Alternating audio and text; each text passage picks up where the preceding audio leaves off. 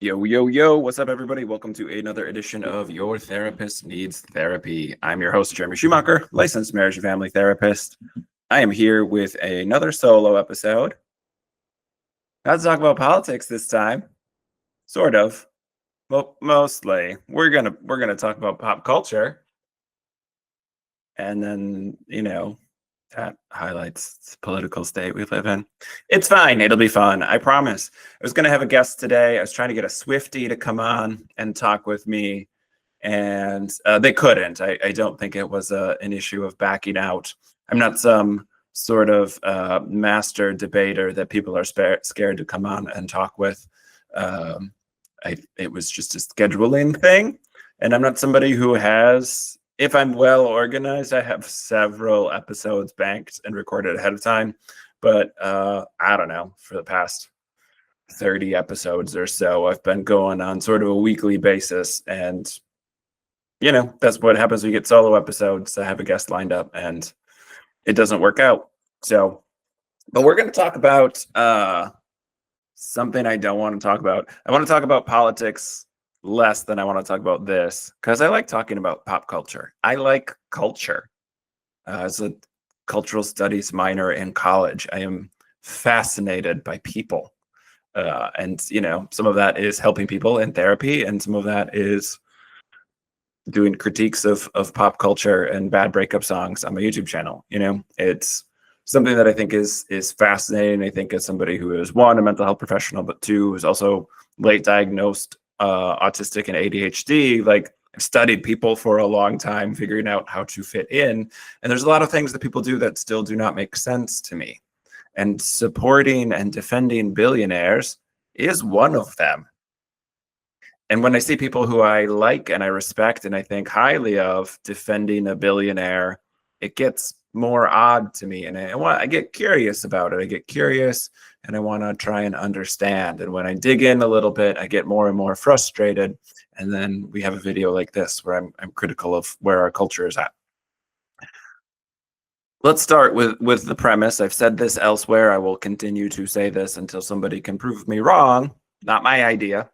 I'm just repeating what smarter people have said, and that I tend to agree with, which is that there are no ethical billionaires. There is no way in our modern society to accumulate $1 billion without taking advantage of someone.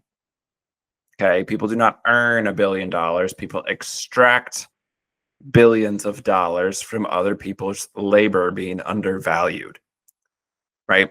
So if you think Jeff Bezos running Amazon warehouses the way he does is unethical, but you think Taylor Swift paying her truck drivers $100,000 bonus is ethical, then you need to reevaluate what your understanding of your own ethics are, because those things are not different. And again, I'm going to juxtapose Taylor Swift versus a couple different things here. One, Jeff Bezos, and to some extent Elon Musk, but that's mostly going to be about fandom. Again, Taylor Swift is not better than Jeff Bezos. They are both unethical people who extract their wealth from other people's labor being undervalued. That's it. That's the whole episode, right? Now, that's not the whole episode because I have a lot more things I want to get off my chest. And recording them and putting them on the internet somehow makes that, I don't know, better. I'm a verbal processor. Taylor Swift is selling you something different than Jeff Bezos is, but what they ultimately are doing is protecting their own wealth, and they're commoditizing your own humanity and selling it back to you, right? So Amazon, Jeff Bezos are selling you comfort, right? The ease of ordering something online and having it delivered to your door, the comfort of your Halloween classics being up on Prime Video, selling you ease, he's selling you comfort while contributing massively to global warming, while not paying taxes in the states where his businesses are located, and they use the infrastructure that us taxpayers pay for, right? Like, you don't go a day, if you live in a metropolis area, for sure. I don't know about rural folks who are tuning in, but I'm in Milwaukee. I generally say it's like a mid-tier city. It's like the 31st or 47th largest metropolis in the country, depending on how many suburbs you're willing to count in that. But I generally, as somebody who lives here, say about 1 million-ish people, city and direct surrounding suburbs, not going too far out into the suburbs, which is not small. Like, I don't go a day without seeing multiple Amazon trucks driving around. And I'm not throwing shade at individual humans saying, oh shit, this thing is needed. The only way I can get it is by ordering it through Amazon, ordering it tomorrow. Like, I understand. I'm somebody who's had a Prime membership before. I'm somebody who still has a Prime membership. And there are things that I will order from Amazon because when it is a thing that I need, or when it is something that I'm getting for a child of mine, my wife who's a teacher, or, whatever, I try not to order comfort things off Amazon anymore, but it is usually like a necessary thing.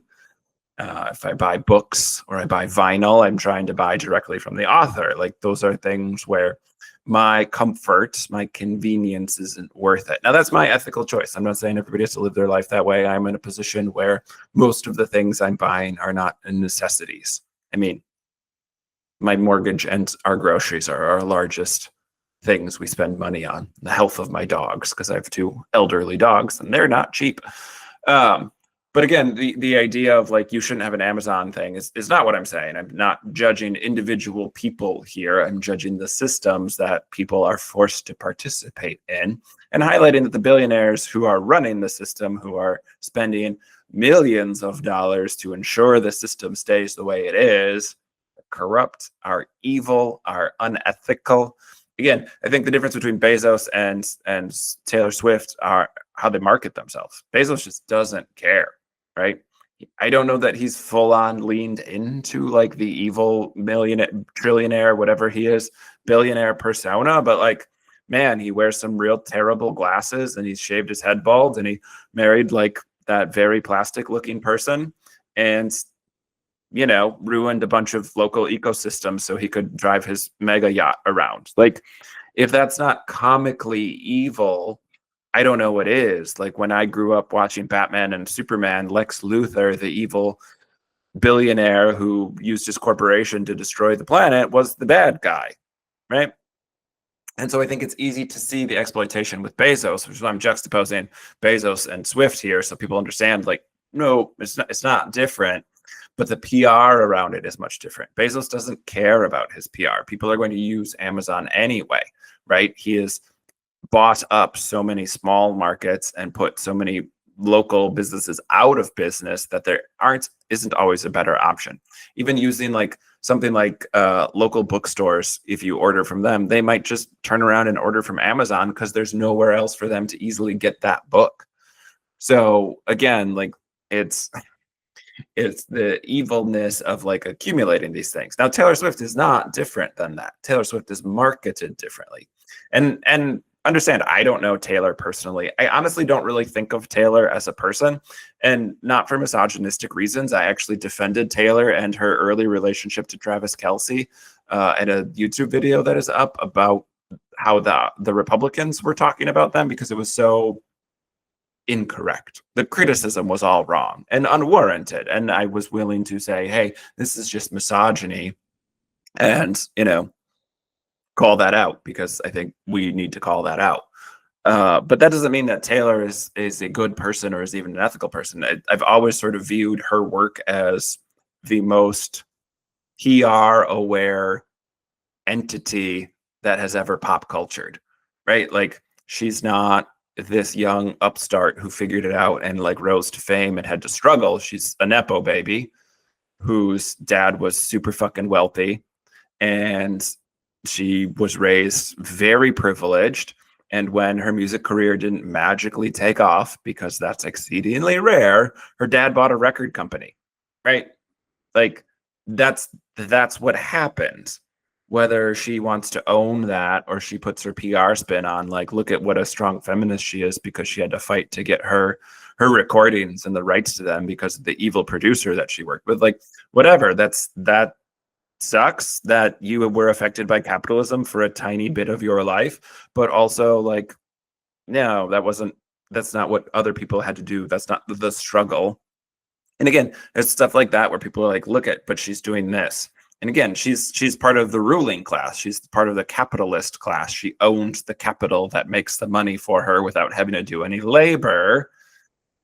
She didn't change the system. She didn't fight for other people to do that. Have other people followed suit? Yeah, but like it's a very expensive thing, and not every artist has been able to do that, right? She didn't dismantle Ticketmaster. She bragged about selling out so many stadiums and crashing the site. She's not dismantling any systems. She's not speaking out against any systems. She is participating in the system and wants her fandom to do the same because that's where she gets the most money from. Now, it's easy to pile on at this moment because she has a new album out that seems like it sucks.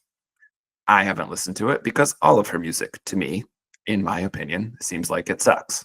I'm not the target audience for cringy 13-year-old lyrics and nostalgic millennial white lady shit. Like, nah, I don't know. I haven't listened to her album, and I have already pigeonholed it in my brain as like, Lonely Island did it better when they recorded I Just Had Sex, because it seems the lyrics that I've seen posted online seems to be that's the whole bit there. And, you know, Bo Burnham's Jeffrey Bezos song is what actually made me inspired to do this juxtaposition between Taylor and Jeff Bezos, because like, yeah, a girl bossed too close to the sun. Like, yeah, Bo Burnham did it better with Bezos' song about how Musk and Zuckerberg can suck it and he wants Bezos to drink their blood or whatever. Like it would be funny if it was satire, right? And I don't know if you guys remember what's his first name? Joe Manchin. He used to be a Democrat. He's not anymore. But he got in a lot of the Biden administration's way, being one of the last holdouts of the Democrats because there was a split Senate.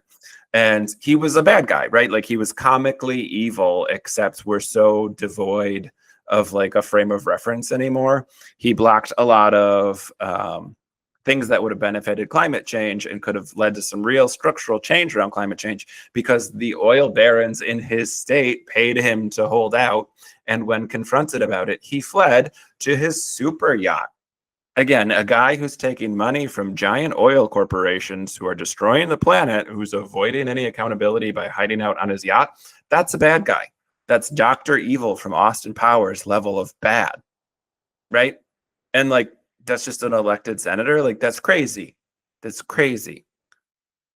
Now, Taylor has been not directly skewered, but I'm going to have another juxtaposition here. We've done satire around the idea that somebody could get so big that this is what would happen. And that's the show Metalocalypse.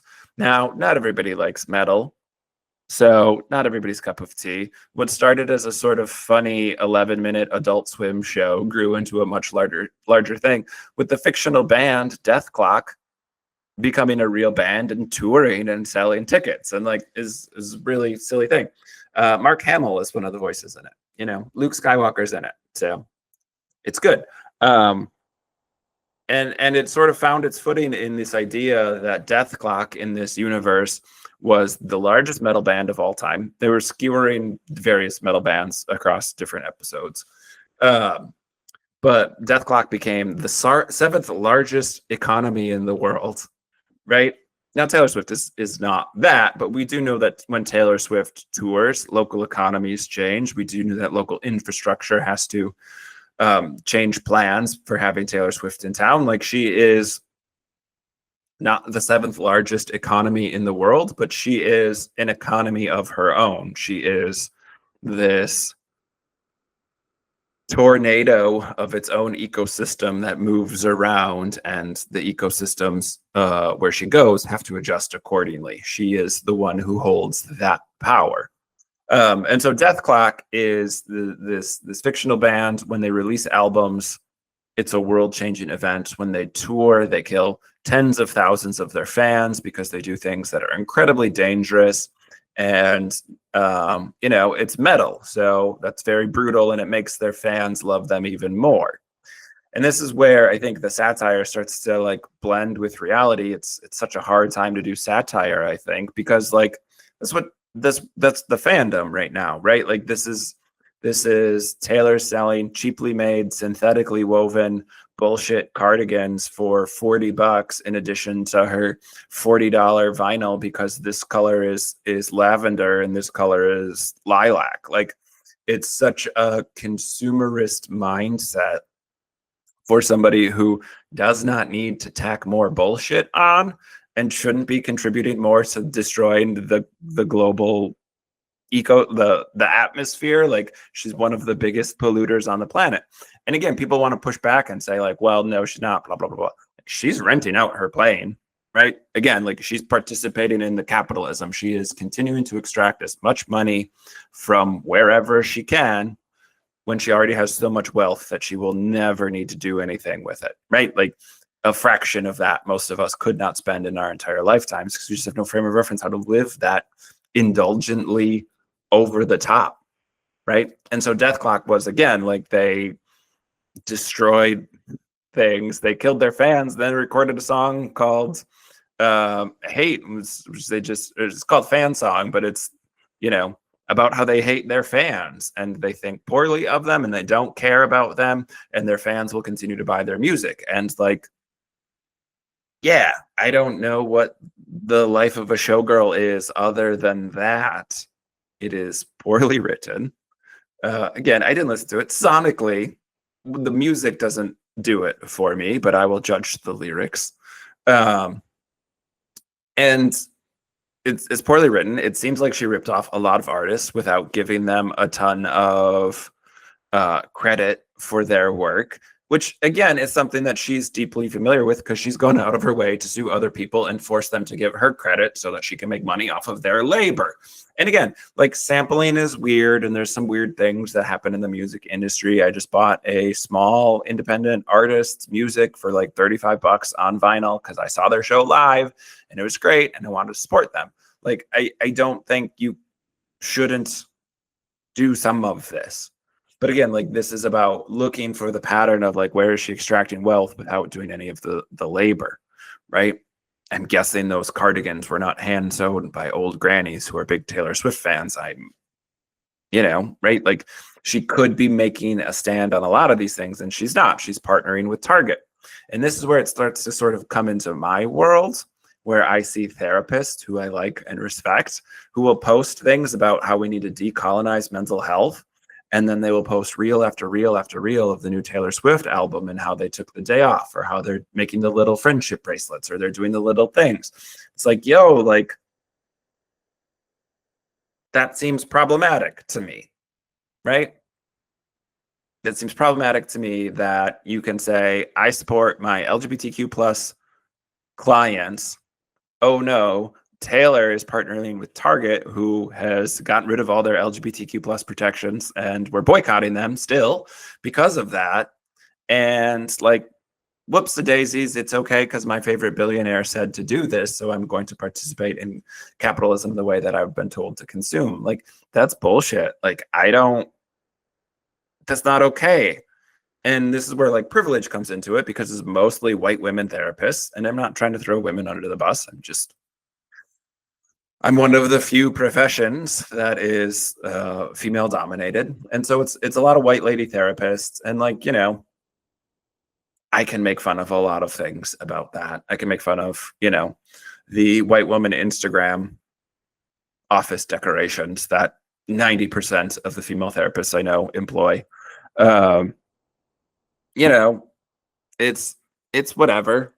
I'm not a white woman, so it's not for me. And it seems a little cringy. But like, it's missing the point of saying decolonize mental health to then say, I'm going to dip in and out of activism. I'm going to dip in and out of social justice when my favorite privileged entity lets me be privileged, right? Because marginalized communities can't do that. Marginalized communities can't pick and choose when they want to participate in social justice. It is survival for them.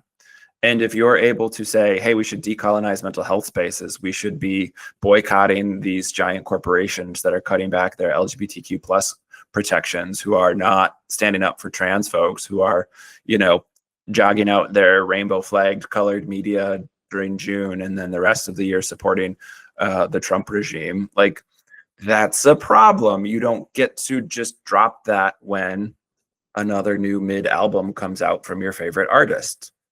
And like again, I'm trying to stay away from making fun of the music because that's not the point. If you like mid pop music, cool.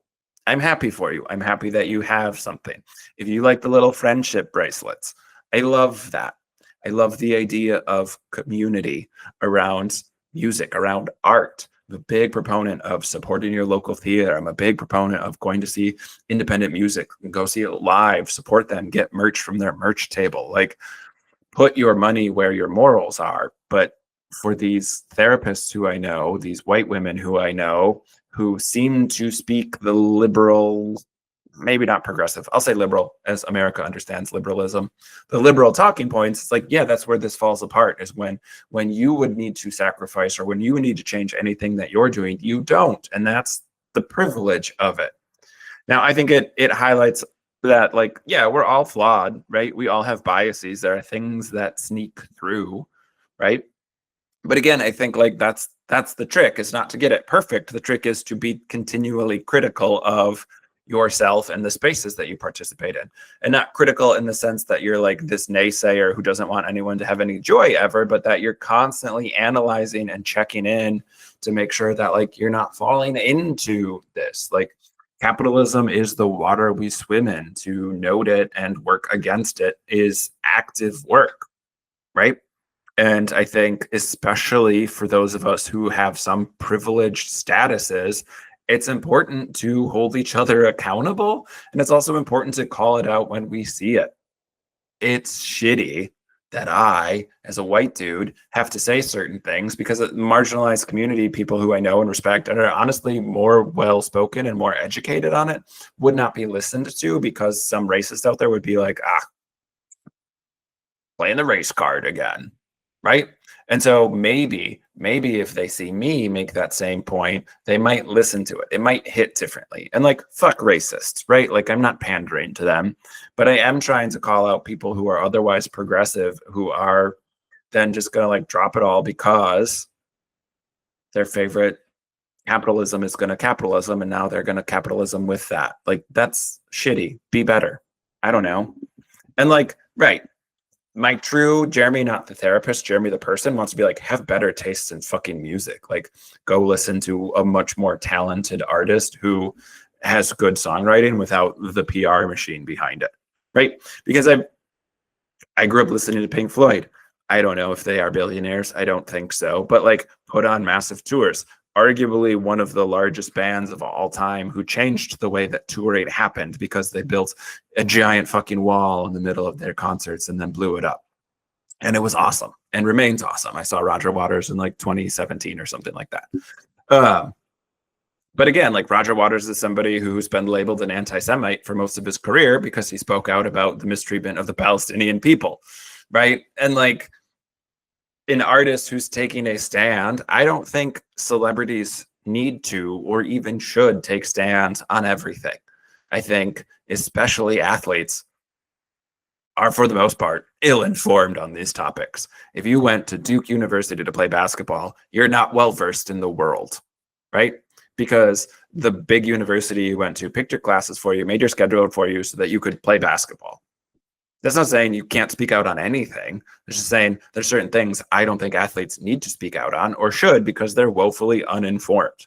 Kyrie Irving's take on whether the earth is flat or not is not relevant to whether he's good or not at basketball. It's not shut up and dribble. It's like, hey, if you're informed, I would love to listen to you. I would love to listen to Nikola Jokic talk about horse racing because I don't know shit about horses and he seems to really love them. And that's cool. I would listen to that. Right? I will listen to Aaron Rodgers talk about football. Not now, but I used to. What I don't need is his thoughts on vaccines because he's woefully uneducated on the topic, right? And so I don't need Taylor to be out here doing every single topic, but like, I listen to punk, I listen to metal. There's not an artist that I follow who at a live concert hasn't called out Trump, hasn't labeled him a fascist, hasn't called out these behaviors as being deeply un-American, right? Like, I'm asking for more than like one Instagram post in which you made cookies and put the presidential candidate on it. Because like, again, you're an economy to yourself. You could make a much bigger difference. And there are people who want to highlight like her charitable work, but like it's such a small fraction of what she does. The truck driver thing has gone around, right? Like she's so great. She gave her truck driver bonuses. Well, if you dig in at all beyond the PR surface, is that the truck drivers were going to not keep working with her tour because the working conditions were so grueling. Not that she wasn't paying them their wage or whatever, but that like this was a bribe to continue the tour, right? And again, this, when you look at it as like, what would Bezos do? He has no problem throwing money at people to make the problem go away. He will fight against unionization. That's a problem he can't just buy off. But I'm sure he's tried to buy it off. I'm sure he's offered whatever the American understanding of a not legal bribe, a legal bribe is now. I don't even know how the Supreme Court defines it. You just wait 3 months and then you do the bribe and it's not bribery anymore. I don't know. America's, again, just turned into satire.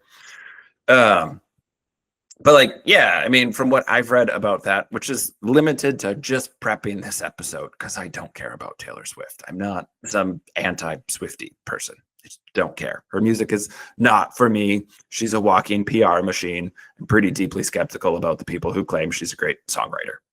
Because again, as a Pink Floyd fan, like Roger Waters was writing Echoes at like 19, 21 or 22 is when Dark Side of the Moon came out. Like, let me know when she writes a coherent concept album that's actually good.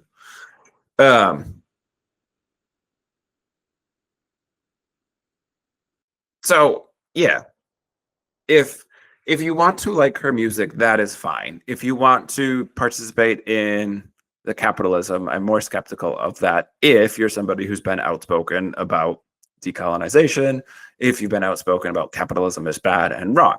If you enjoy her art, stream it, listen to it. I would encourage you not to make it your entire personality. And like, again, across the board, right? Like I wear band shirts, I wear pro wrestling shirts. In prepping for this, I was like, wait, which billionaires do I like? Like none. It is convenient for me that I happen to be a Packer fan, which is like the one sports team that is not owned by a billionaire owner, is publicly owned. But like, yeah, I think the NFL is an unethical entity and should not be accumulating the wealth that it does. And it's, I'm sure, very corrupt at its core. And I think it doesn't treat its players well. And I think that people are being exploited for their bodies. Like that's, I think there's an exploitation for their labor, and they're paid handsomely for it at the pro level, but lots of athletes don't make it that far, and they are very much chewed up by the system and spat out. And players, although there are player unions, and this is like, it's a constant battle to get like things like health care. The NFL does not want to pay for CTE stuff post retirement, because like that would start being everybody who's played in the league. So they might do a cursory, we give this much money to funding CTE research, but that is PR. That's not benevolence, right? And that's the thing with Taylor too. Like the truck thing was not benevolence, it was PR. And we don't need benevolent billionaires. We need billionaires to not exist. If they could not accumulate their wealth, if their wealth was redistributed to make a more equitable, to make a healthier, to make a more well society, that would do far more good than whatever little bit of charity they're going to do, whatever small percentage that they give to charity.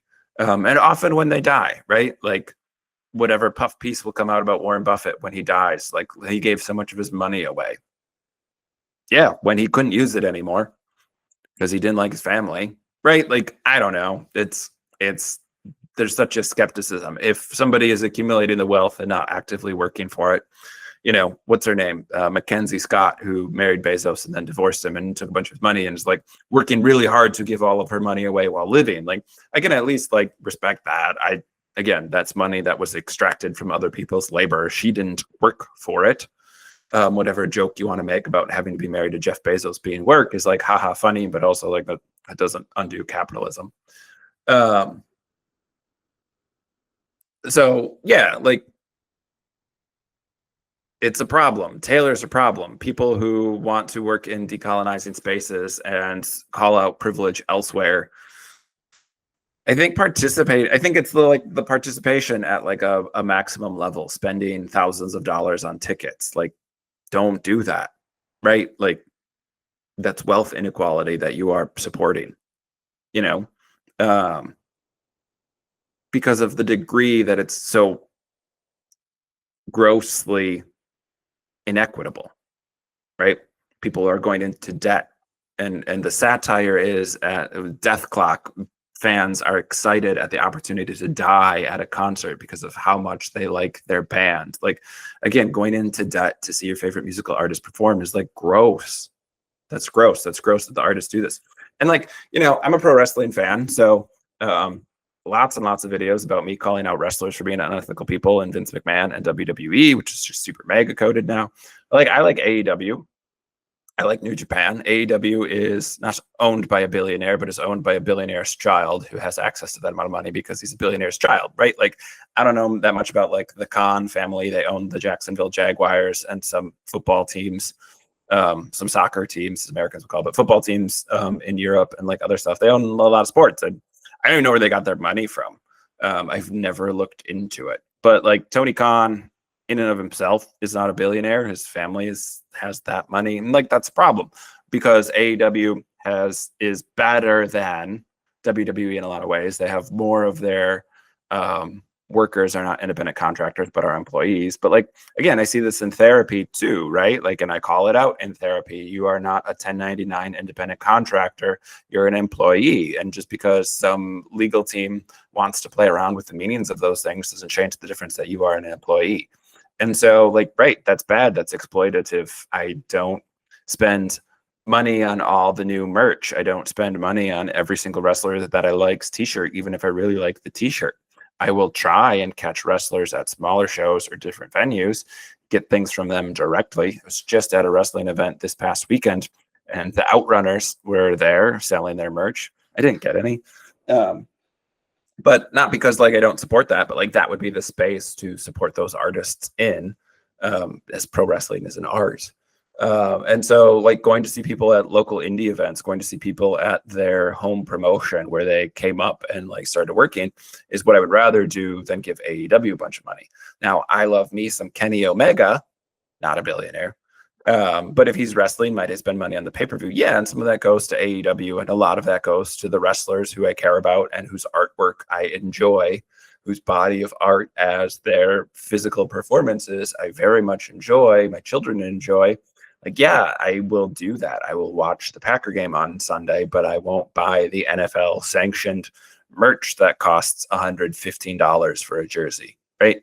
And so again, like, I'm not saying you can't participate in your joy. I'm not saying you can't enjoy these things. I am saying it seems deeply hypocritical to participate at the umpteenth level that you can because it is being sold to you that way without being critical of your own behaviors or critical of your artist's behaviors. Again, I've put out lots of things criticizing wrestlers who are supposed to be the good ones. Plenty of bad ones. It's well established. Right. And I think that's true of the music industry. There's plenty of not great people out there. And when we see their behaviors as exploitative, we call them out. But like, again, a lot of people still defend Taylor. And I think it's unwarranted. And I think it's because people have been fooled by her very fast, very well thought out from the beginning of her career. It's always been in place. Her PR team. There was no behind the scenes with Taylor Swift. BTS, WTS. Getting distracted here because I like acronyms. There's no behind the scenes with that. Whatever documentary she put out that showed like, oh man, she really cares about how people think of her. It's like, that's PR. That's a documentary that was put together by her and her people to make her look better, right? It's the Aaron Rodgers Enigma documentary, which I haven't watched. It's a PR spin, and when you have enough money, you just pay for it, right? It's just you just throw money at the problem and make it go away. And like, so that's what all of this is. I think as she continues to release less and less good music, that might wane. But again, like at some point, she'll just tap into the nostalgia of it, and she's selling cardigan core aesthetic. She's selling 1989 nostalgia. She's selling millennial women some version of like feminism that doesn't require you to do any work, because that's what she is. And so that's the capitalism. That's the extracting wealth and then selling your commoditized humanity back to you, whether it is comfort or it is this very distilled approximation of what's supposed to be art. Like, that's what makes it gross. That's what makes it exploitative. So yeah, I don't like her music. I'm not telling you you can't like her music. I am suggesting that if you're somebody who cares about dismantling harmful systems and speaks out against colonization tactics, that perhaps buying all of her vinyl and posting about nothing but her for several weeks is a problem. I'm suggesting that there is a way that if you enjoy the art or the community, to engage with it that is not so harmful to the capitalism. Although for someone like Taylor Swift, I think that's really hard. I don't think that money is going to other good causes. It's going elsewhere. The only way to be an ethical billionaire is to not be a billionaire. Like, the only way to solve this is to redistribute that wealth. And I think the class consciousness is really important. And I think, people can like different music. There are people who like K-pop and I won't understand it. But I'll hold space for you to like it, right? Like, Taylor's music isn't for me, and she is not as good a songwriter as people like to pretend. And just because it's apparent right now because she released a bad album doesn't mean it hasn't always been true. This is me saying Taylor, the entity, the corporation that is the Swiftie movement, is a fucking problem. And it's unethical, and she's unethical. She's not better than Bezos. She is the same as Bezos. She's the same as Musk. Her PR pitch is different because her target audience is different, because she wants the system to stay intact, because she has lived her life benefiting from that system. So, I don't know. Go listen to Monica Martin and buy a album. I don't understand Swift fans, so I can't even recommend things. I would love to do like outtakes. Maybe I'll put some reels up that are more like the humorous side of this, that are just like, again, the lyrics seem real cringe, and it's very like, again, it would be funny if it was satire, I guess.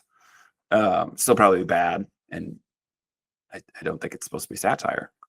But yeah, some real cringy stuff. And like, she partnered with Target. One of the things I've seen is like, girl, you know better. And again, like, I don't think she does. I don't think she knows what normal people care about or are boycotting, right? Like, I don't think she thought that like, oh, maybe the Target thing was bad or wrong, because I think her target audience of white women with money to spend goes to Target and gets their Starbucks drinks every day, and like does the white woman Instagram thing, and has their new Stanley cups or whatever the new cup thing is that we're selling to women who need to hydrate. Like, is that such a thing? Anyway, like, I don't think she's around regular enough people to know that that's a bad move. She's so meticulous in her PR that, like, yeah, she's surrounded by sycophants like every other billionaire is. At some point, it's going to crack because she's not around enough regular people who can be like, yo, pull your head out of your ass. What is wrong with you? So, it's stuff like that. And again, that's where I'm like critical of people defending her. Girl, you know better. Like, no, she doesn't. She doesn't care. She does not care. If she did, she would be speaking out about it, and she doesn't. She'd be using her immense wealth and power for good, and she refuses to do that because it might alienate part of her audience, which is her consumer base. That's all that is. It's not because she's a good person. It's not because she cares. It's because she wants to continue to make the amount of insane wealth that would make Smog the dragon blush. Billionaires are dragons. They have hoarded wealth under the mountain that they didn't earn, that other people dug up and made into art, and they just extracted the wealth from it and refused to share. Ta-da! Easily the funniest thing I saw about the album was the first confirmed case of sexually transmitted CTE, which is only funny because I have a dark sense of humor. And, we shouldn't joke about concussions or sexually transmitted or STIs, but it's so dumb, and Travis is a fucking moron. I could do that again, it was work for me to like do a video where I defended both of them, because I think they're both deeply unlikable people. And yeah, I can defend them from criticism that's not valid or is just bigotry. This is not that. This is not even class warfare. She's not even class traitor. She is was born wealthy and continues to be wealthy and is defending the wealthy ruling class. She's not a class traitor. We would need her to come to our side, which we have zero evidence of. So yeah, that's fun. Your billionaire ruling class, your preferred billionaire will never be the solution to our problems. Your preferred billionaire is not going to give you the community that your nervous system and your neighbors deeply need you to participate in. So look elsewhere. And if you want to stream the pop music, you can. But if you're going to dismantle systems and be critical of systems, then you need to look at your own participation in those systems and make better decisions. All right. I do have like guests coming up. Again, I have things lined up. So I think this is the last solo episode for a minute. But I appreciate y'all continuing to listen. It's very cool. There's a lot of things on the internet you could be listening to. And I appreciate that y'all stop to spend time with me on a weekly basis. And yeah, I have some really cool people coming up. I have some cool stuff that I have been participating in professionally. So where I usually have Milwaukee people, because I'm a Milwaukee native and like to defend my hometown from some of the bad reputation that it gets. Some of it's warranted. I usually get Milwaukee people. I get neurodivergent folks. I get religious trauma folks, and then special guests. It's sort of how I try to do my episode release. It's not always how scheduling works out. But we're going to have a lot more climate science people on in the future too, because that's where a lot of my professional energy has been going. So that'll be fun and exciting to talk to some different folks with some different perspectives on that stuff. So yeah, tune in for the continued journey of whatever is frontal lobe of my ADHD brain is what I record and talk about, and usually with cooler people than me. So we'll start having more cool people soon. All right. As always, take care of yourself, take care of somebody else. We'll be back next week with another new episode. Peace.